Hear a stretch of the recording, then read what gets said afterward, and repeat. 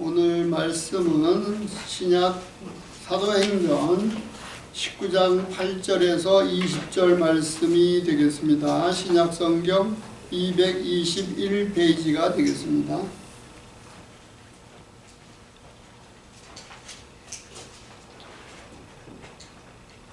우리 8절부터 20절 한 절씩 교독하시도록 하겠습니다. 바울이 회당에 들어가 석 달 동안 담대히 하나님 나라에 관하여 강론하며 권면하되 어떤 사람들은 마음이 굳어 순종하지 않고 무리 앞에서 이도를 비방하거늘 바울이 그들을 떠나 제자들을 따로 세우고 두란노 소원에서 날마다 강론하니라. 2해 동안 이같이 하니 아시아에 사는 자는 유대인이나 헬라인이나 다 주의 말씀을 듣더라. 하나님이 바울의 손으로 놀라운 능력을 행하게 하시니 심지어 사람들이 바울의 몸에서 손수건이나 앞치마를 가져다가 병든 사람에게 얹으면 그 병이 떠나고 악귀도 나가더라. 이에 돌아다니며 마술하는 어떤 유대인이 시험 삼아 악귀 들린 자들에게 주 예수의 이름을 불러 말하되 내가 바울이 전파하는 예수를 의지하여 너에게 명하노라 하더라. 유대의 한 제사장 스게와의 7 아들들도 이 일을 행하더니 악귀가 대답하여 이르되 내가 예수 알고 바울도 알거니와 너희는 누구냐 하며 악귀 들린 사람이 그들에게 뛰어올라 눌러 이기니 그들이 상하여 벗은 몸으로 그 집에서 도망하는지라. 에베소에 사는 유대인과 헬라인들이 다 이 일을 알고 두려워하며 주 예수의 이름을 높이고 믿은 사람들이 많이 와서 자복하여 행한 일을 알리며 또 마술을 행하던 사람이 그 책을 모아가지고 와서 모든 사람 앞에서 불사르니 그 책값을 계산즉 5만이나 되더라. 함께 읽으시겠습니다. 이와 같이 주의 말씀이 힘이 있어 호응하여 세력을 얻으니라. 아멘. 오늘은 주의 말씀과 성령의 역사라는 제목으로 말씀 주실 때에 많은 은혜의 시간 되시기 바랍니다.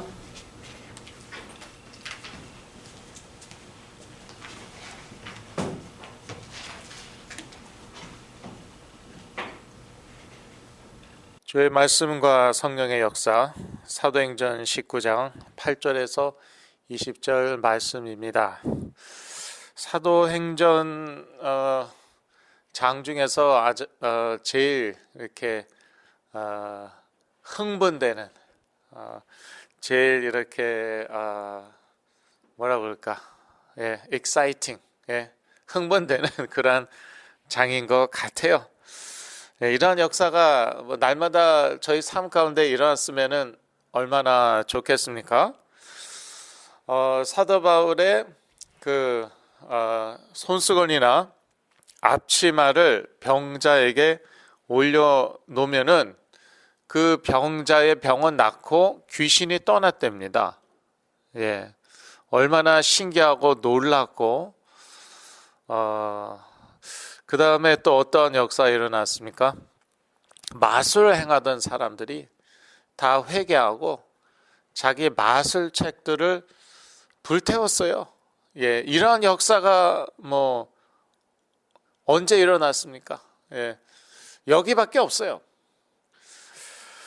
이런 모습을 보면서 저희들은 이렇게 소망을 가지기도 하고 그리고 우리 삶 가운데에서도 이렇게 성령의 역사가 일어났으면 또 일어날 수 있을 것이다. 또 그러한 저희들이 그 믿음을 가지기도 하죠. 네, 중요한 것은 주의 말씀입니다. 주의 말씀을 2년 동안이나 두란노 서원에서 강론을 하였어요. 강론은 조금 다른데 이렇게 단순히 선포하는 것 또 가르치는 것하고 조금은 달라요. 영어로 보니까 discussion. 그러니까 이제 토론한 것이에요. 제자들을 이렇게 모아다가 두란노 서원에서 2해 동안 2년 동안이나 날마다 토론을 한 것이에요. 그랬더니 그 아시아, 그 아시아는 뭐 지금의 아시아가 아니죠. 소아시아의 그 일부 지역입니다. 지금 터키의 일부 지역이에요. 거기에 주의 말씀이 다 퍼지게 됩니다. 뭐 유대인이건 헬라인이건 이방인들도 다 이렇게 주의 말씀을 듣게 되었습니다. 뭐 다 믿은 건 아니죠. 그러면서 이런 놀라운 성령의 역사들이 일어난 것이죠.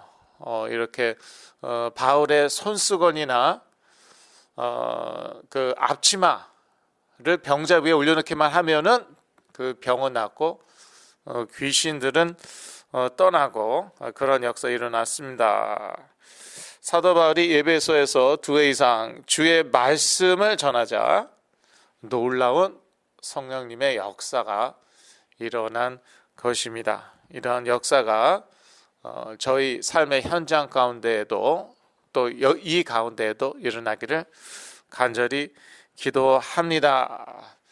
그런데 결국은요, 결국은 하나님의 나라, 하나님의 나라가 제일 중요하고요. 하나님의 나라란 하나님의 다스리심입니다. 하나님의 통치입니다. 그러면 하나님께서는 어떻게 다스리시는가? 그것은 예수 그리스도의 이름으로, 주 예수의 이름으로 다스리시는 것입니다. 물론 이름은 그야말로 이름이에요. 그런데 그 주 예수 그리스도의 이름이 선포되어지는 곳에 성령께서 역사하시는 것이죠. 그래갖고 그 자리에 그 지역에 그 사람들 가운데 성령의 다스리심이 나타나는 것이고 하나님의 나라가 임하는 것이고 또 중요한 그 인스트루먼트 도구는 그 주의 말씀입니다. 주의 말씀. 그래서 주 예수의 이름이 어떤 이름인지 그 말씀으로 선포해야 되거든요. 말씀으로 가르쳐야 되거든요. 또 하나님의 나라가 어떠한 나라인지 주의 말씀으로 가르쳐야 되거든요. 그래서 하나님의 나라, 하나님의 다스리심, 하나님의 통치하심인데 그 방법, 하나님의 그 통치하심의 방법은 주 예수의 이름이며 또 주의 말씀이다. 이게 사실은 그 핵심입니다. 이게 무슨 겉으로 드러나는 것들이 핵심이 아니에요. 겉으로 드러나는 것은 다양할 수 있습니다. 뭐 손수건 올려놨는데 귀신이 떠날 수도 있고 안 떠날 수도 있는 거예요. 여러분 집에 가면 한번 다 해보세요. 주위에 이제 아픈 사람이 있어요. 여러분의 손수건이나 앞치마를 그 사람 위에 한번 올려놔 보세요. 그래서 병이 안 나올 수도 있겠죠. 그럼 병이 안 나왔다고 성령께서 역사 안 하시는 것입니까? 그건 아니란 말이에요. 또 뭐 우리가 말씀을 선포했는데 말씀을 나눴는데 그 가운데 뭐 마술책 사실은 나는 마술책 있었다. 그걸 회개하고 그 마술책 불태우고 뭐 그런 역사가 꼭 일어나야지 뭐 성령이 역사하시는 것입니까? 그런 것은 다 드러나는 것이에요. 그러니까 그런 그 드러나는 것에 집착할 필요가 없고 결국은 하나님의 나라, 하나님의 다스리심이거든요. 사도행전 19장 26절을 같이 읽으시겠습니다. 이 바울이 죄송합니다. 8절입니다. 26절이 아니고 8절이에요. 다 같이 읽으시겠습니다. 바울이 회당에 들어가 석 달 동안을 담대히 하나님 나라에 대하여 강론하며 권면하되 이렇게 나와 있습니다. 그래서 회당에 들어갔습니다. 회당은 어떤 데입니까? 유대인들이 모이는 데예요.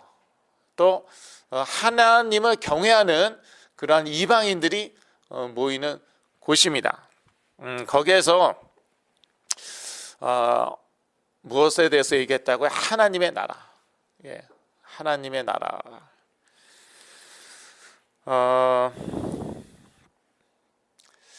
그 하나님의 나라, 이게 결국은 그 아담과 하와가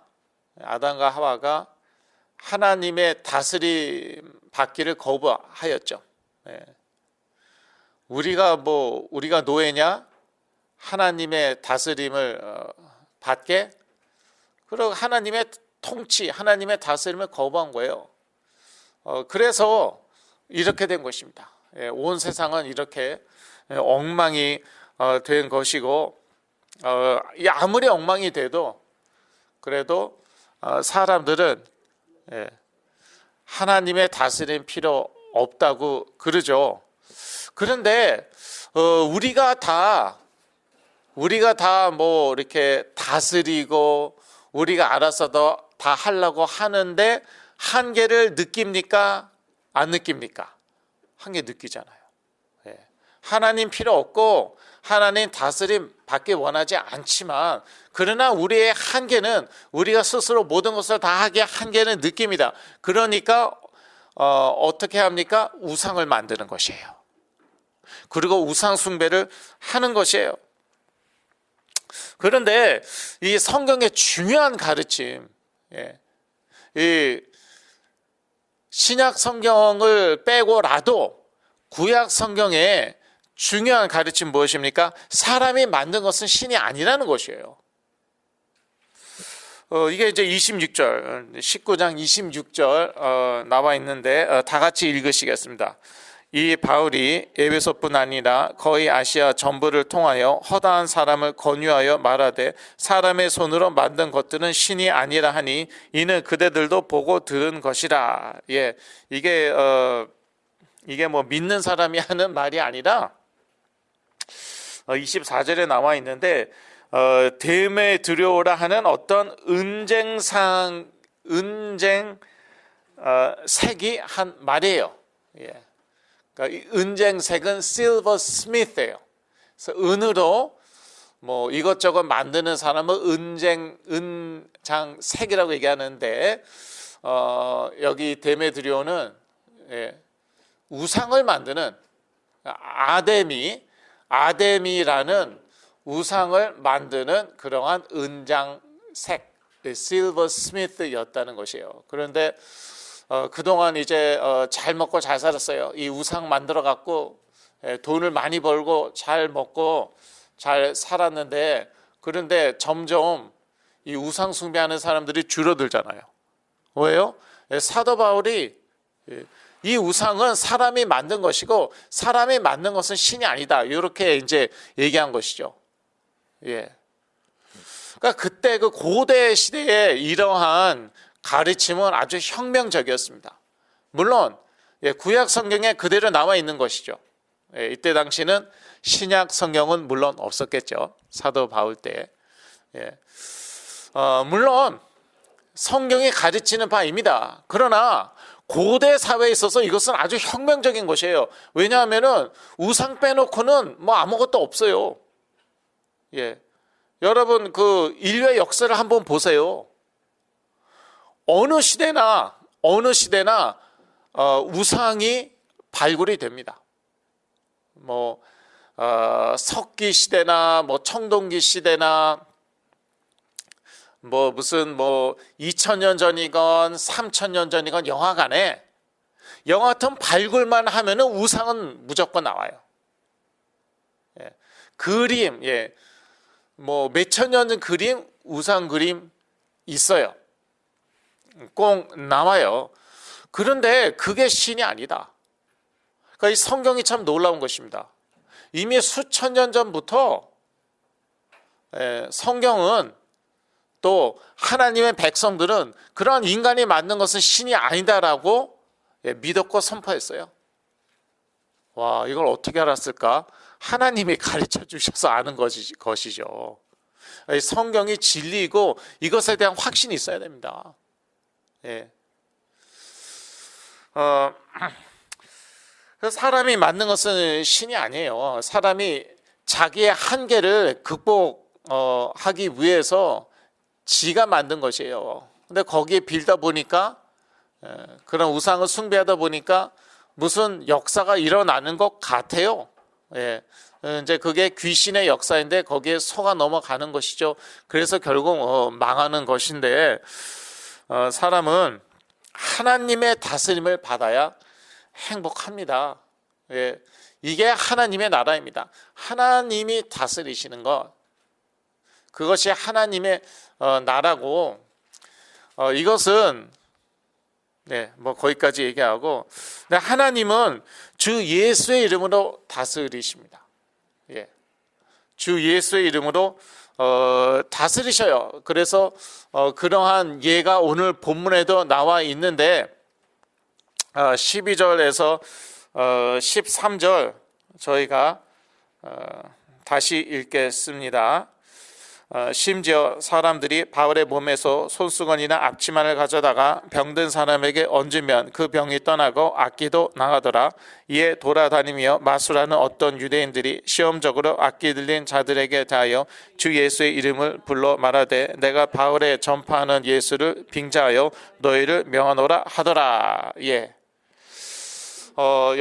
여기서 저희가 좀 이렇게 주목해야 될 것, pay attention 해야 될 것이 무엇이냐 하면은요,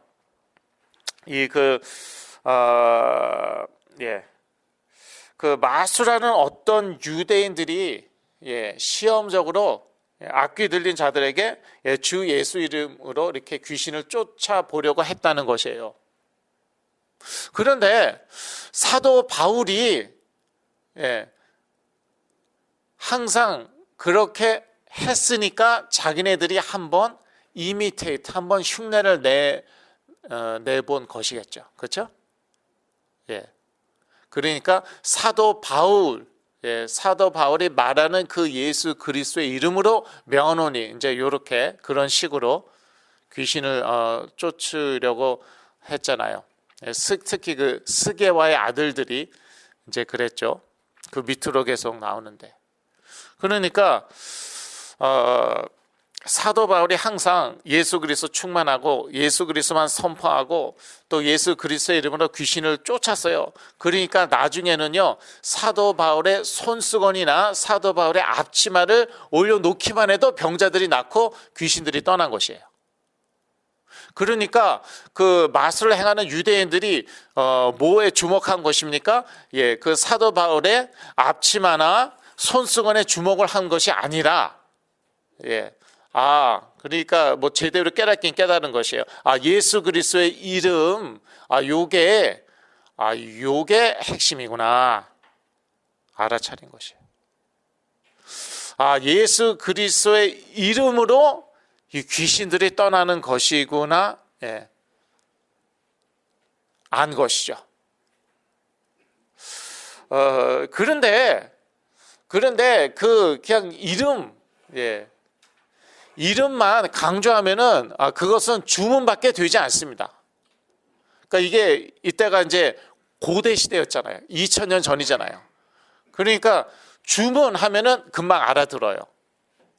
주문하면은 그건 어렵지 않아요. 에베소에 이미 수많은 사람들이 주문 외워서 뭐 그따위 짓 하고 있었어요. 나중에 그 마술책 다 불태우잖아요. 그러니까 예수 그리스도의 이름이 그냥 주문이 돼버린 것이에요. 그 정도의 이제 지능은 있는 것이죠. 예수 그리스도의 이름으로 귀신이 쫓겨나는구나. 그리고 사도 바울은 맨날 뭐 주 예수 그리스도 하다 보니까 심지어 사도 바울의 손수건과 앞치마를 통해서도 역사가 일어나는구나. 그 눈치를 챈 거예요. 그런데 사실 그 핵심은 그것보다도 주 예수 그리스도의 이름으로 하나님이 다스리시는 것이에요. 성령이 역사하시는 거예요. 그게 핵심인 것이죠. 저희들도 마찬가지입니다. 예수 그리스도의 이름으로 귀신 떠나는 거 저희들 뭐 지식적으로는 다 알고 있습니다. 이미 다 알고 있고요. 예수 그리스도의 이름으로 병이 나을 수 있다는 거 저희들 다 알고 있습니다. 그 정도 지식은 저희 다 있습니다. 그런데 그 의미를 알아야 된다는 것이에요. 내용이 뭐냐는 것이에요. 하나님께서 주 예수 그리스도의 이름으로 만물을 다스리신다는 것이에요. 아담과 하와가 하나님으로부터 떨어져 나갔잖아요. 우리가 무슨 노예냐? 하나님의 다스림을 받게, 하나님의 말씀대로 살게 필요 없어. 뭐 선악과 따먹지 말어. 먹어보지까지 거 해보지 뭐. 지금 이 시대하고 똑같지 않습니까? 뭐 이건 죄라고? 그래, 나 죄 졌다. 나 아무렇지도 않어. 나 매일마다 밥 먹듯이 죄 짓고 있어. 아무렇지도 않아. 오히려 너네 크리스찬들보다도 잘 먹고 잘 살아. 그게 지금 21세기죠. 네. 그러니까 선악과 따먹은 사건, 이게 엄청난 사건이고요. 이것은 지금 21세기하고 똑같아요. 네. 지금까지 이어져 오는 것이고, 지금 21세기의 영적인 그런 상태하고 똑같다는 것이에요. 하나님의 다스림 필요 없고, 하나님의 말씀 그런 거 필요 없고, 따라서 하나님의 말씀대로 살 필요도 없고, 하나님의 말씀대로 살지 않아도 얼마든지 잘 먹고 잘 산다. 물론 우리가 한계를 느낄 때가 있지, 그것은 그냥 우상 숭배하면 되는 것이야. 그게 이제 그 고대 시대였고, 지금은 뭐 다른 우상들이 많이 있죠. 예. 돈이라든지 지금은 이제 또 다른 우상들이 많이 있죠. 그런데 이렇게 하나님의 다스림을 받아야만, 하나님의 다스림을 받아야만 행복하다는 것이에요. 예. 아무리 돈이 많고 아무리 권력이 있어도 행복하지 않습니다. 그러나 돈도 없고 힘도 없어도 하나님의 다스리심을 받으면은 행복한 것이에요. 그러니까 기쁜 마음으로, 옛날에 그 고대 로마 시대에 얼마나 많은 사람들이 순교했습니까? 로마 제국 시대. 그런데 대부분, 다는 아니지만 대부분 돈도 없고 힘도 없는 사람들이었잖아요. 기쁜 마음으로 순교했습니다. 왜? 하나님의 다스림을 받아보니까 행복한 것이에요. 돈이 없어도, 힘이 없어도 행복한 것이에요. 그 천국 가면 얼마나 행복할까? 그 정도 상상을 할 수 있는 것이죠. 그러니까 기쁜 마음으로 핍박, 박해다 받고 순교도 했어요.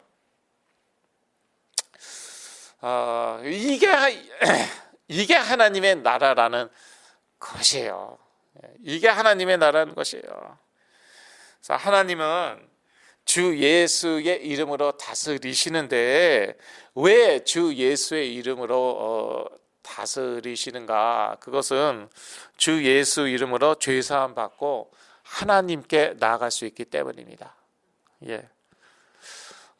오늘 저기 19장에 보면은 이제 에베소에서 어떤 제자들 만나는데, 그 제자들이 요한의 세례밖에 모르는 것이에요. 그래서 사도 바울이 주 예수 그리스도에 대해서 가르치고 난 다음에, 그러니까 요한의 세례밖에 모르니까 당연히 성령의 세례를 받았겠습니까? 못 받았겠습니까? 못 받았겠죠.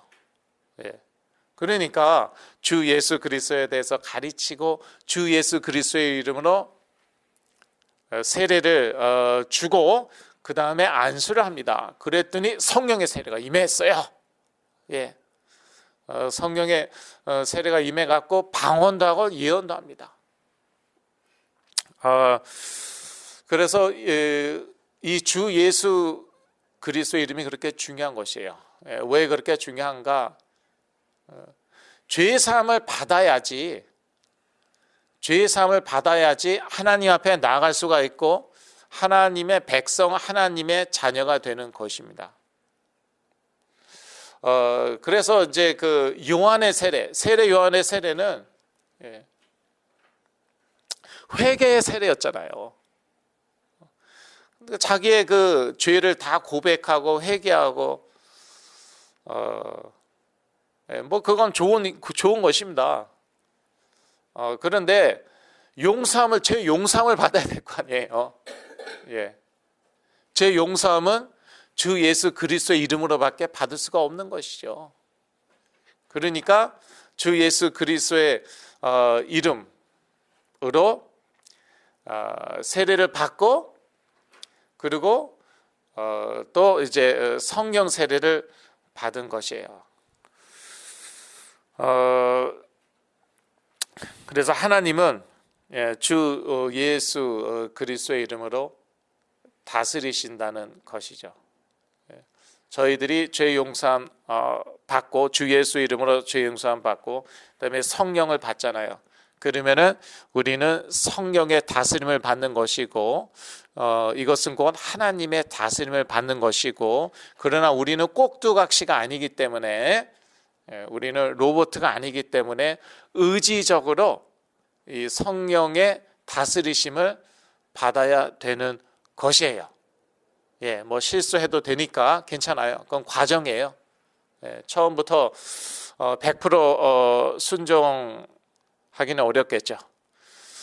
그러나 이제 과정이고 그래서 이제 이 과정 가운데 우리는 훈련도 받고 또 때로는 하나님께서 우리 징계도 하십니다.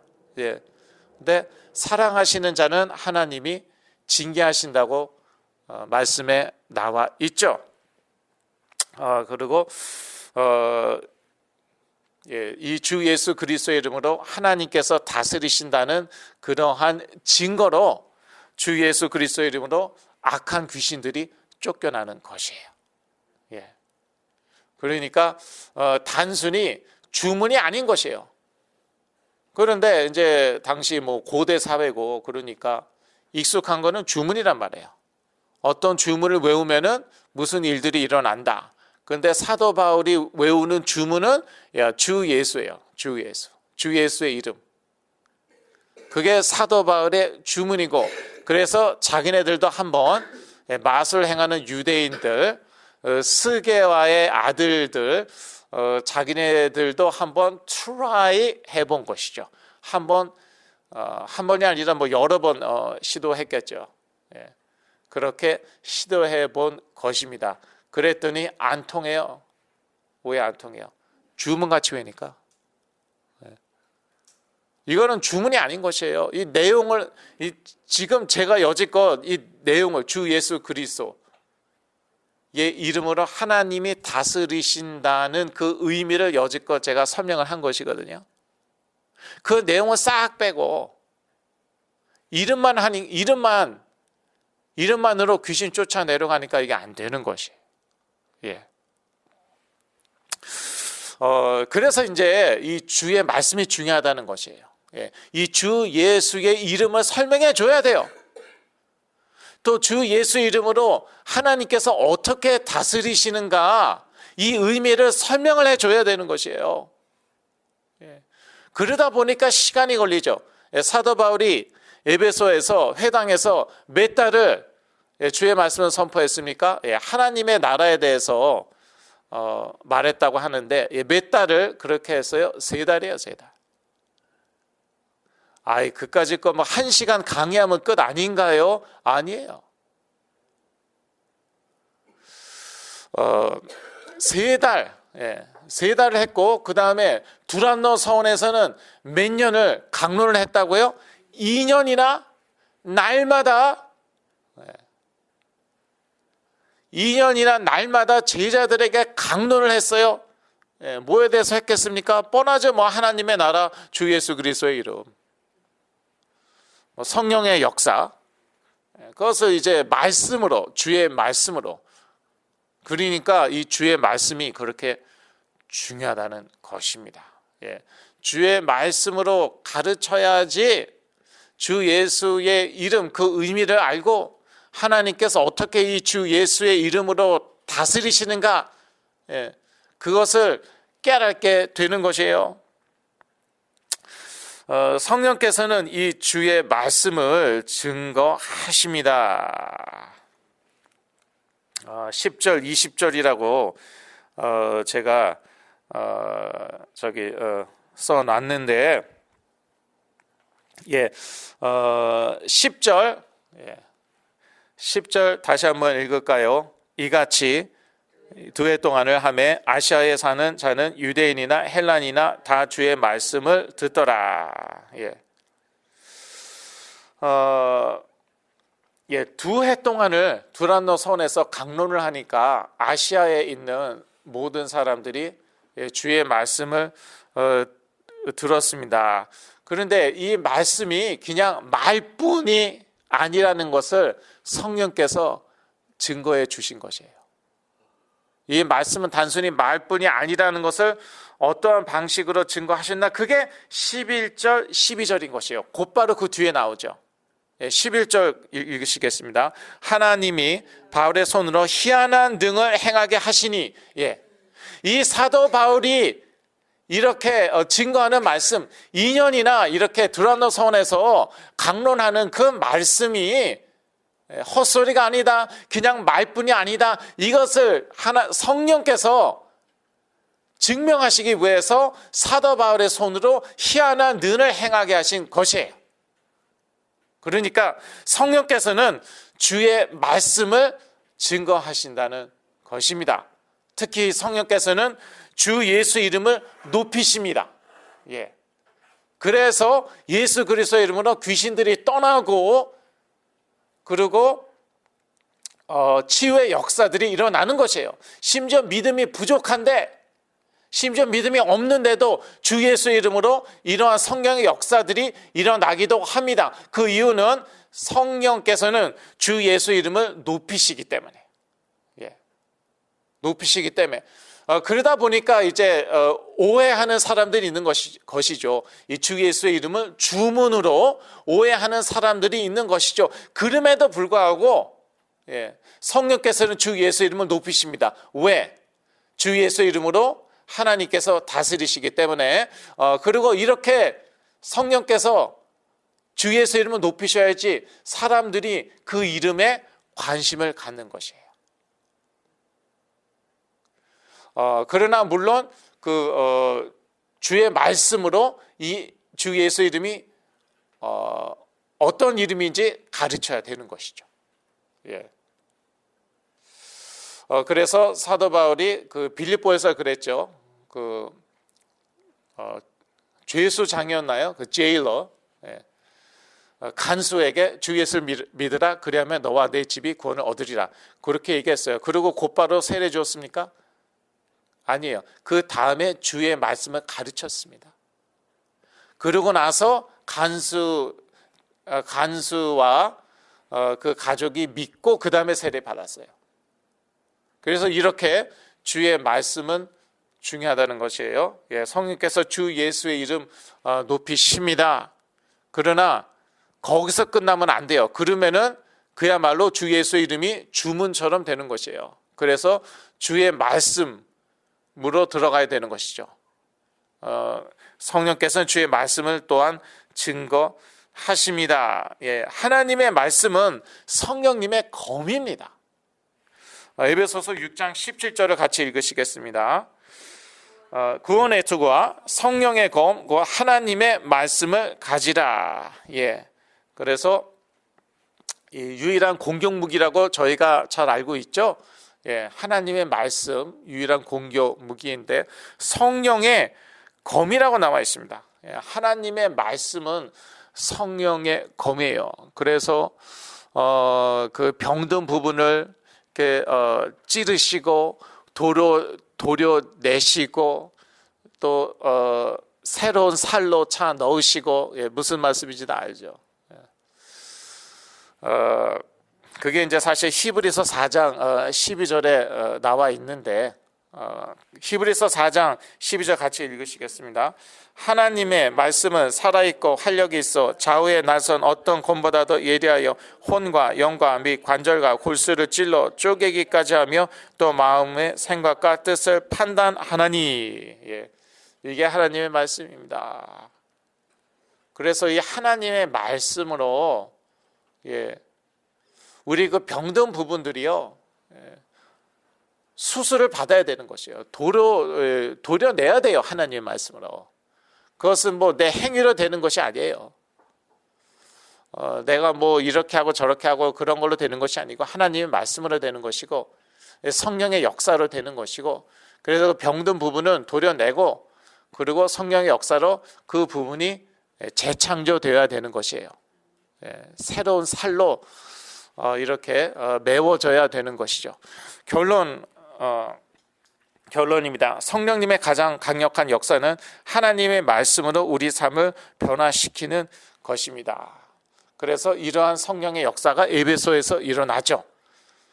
이렇게 주의 말씀이 계속 선포되니까 많은 사람들이 자기의 죄를 회개하고 또 자기네들이 쓰던 그러한 마술책, 주술책을 갖고 와서 다 불태웠습니다. 근데 그 가격이 현대로 치자면은, 지금 시세로 치자면은 한 500만 불이라고 그러죠. 엄청난 그 돈이죠. 500만 불에 해당되는 그러한 마술책을 다 불태웠어요. 이것은 무슨 의미입니까? 삶의 변화인 것이죠. 단순히 입으로만 우리 회개한다, 이제부터 예수 믿겠다, 단순히 그게 아니에요. 하나님의 다스리심을 받겠습니다. 더 이상 우리가 주인이 아니고 하나님이, 예수 그리스도가 주인이고 그 예수 그리스도의 다스림을 받겠습니다. 그러한 삶을 살겠습니다. 그리고 그 마술책을 다 불태워버린 것이에요. 아깝지 않나? 상당히 큰 돈인데 아깝지 않다는 것이에요. 우리는 더 이상 우리의 다스림, 그건 사실 마귀의 다스림이시죠. 마귀의 다스림이죠. 더 이상 받지 않겠다. 하나님의 다스림, 주 예수 그리스도의 다스림 아래로 들어가겠다. 그리고 그 증거로서 이렇게 마술책을 불태웠습니다. 이런 역사들이 우리 삶의 현장 가운데에서도 일어나기를 간절히 기도합니다. 기도하겠습니다. 하나님 아버지, 에베소에서 일어났던 그런 주의 말씀의 역사, 성령의 역사가 우리 삶 가운데도 일어나게 하여 주시옵소서. 그리하여 놀라운 치유의 역사들이 일어나게 하여 주시옵소서. 예수 그리스도의 이름으로 기도했습니다. 아멘.